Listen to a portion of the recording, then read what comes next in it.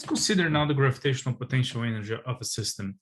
Given the density and the gravitational potential, what is the total gravitational energy of the system? Let's call this quantity W. By definition, phi, the gravitational potential, is the potential energy of a unit mass at the position x. It means that if we bring in additional mass, delta m, from infinity to the position x, then the work done by the gravitational force is delta m times the potential. This extra mass is going to contribute an extra density, delta rho. Assuming that this delta rho is spread out in the volume, we can calculate the change in potential energy. The change in the potential energy is going to be the integral of the potential, delta rho and delta v, where delta rho dv is delta m. The potential itself is not going to remain unchanged because you're bringing in mass. The extra density, according to Poisson equation, also gives an extra potential.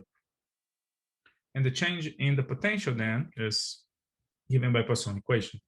If we substitute this delta rho in the equation for delta W, then we have this expression for the change in potential. Now we have here the Laplacian of the variation of the potential. Now, because the Laplacian is a divergence of the gradient, we can write this equation in this form.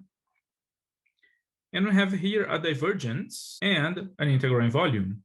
So we can apply Gauss' theorem here to remove the divergence, leading to. Now we have an area integral and a volume integral now. The surface integral vanishes because the potential is zero at infinity, and we can make this integration surface as large as we want.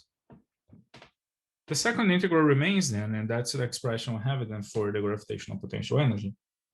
Now we have here the gradient of the potential dotted with the gradient of the variation of the potential.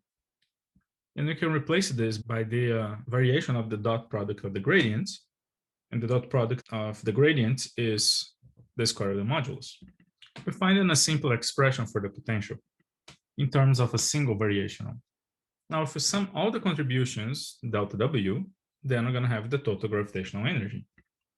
There's another form for this expression involving the potential and the density.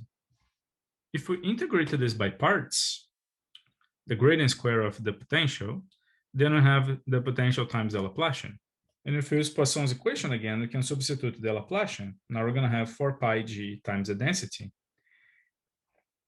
The pi g is going to cancel with this. The 4 is going to cancel with the 8, leaving a 2. And we have a simpler expression. So this is the gravitational potential energy of a distribution of mass.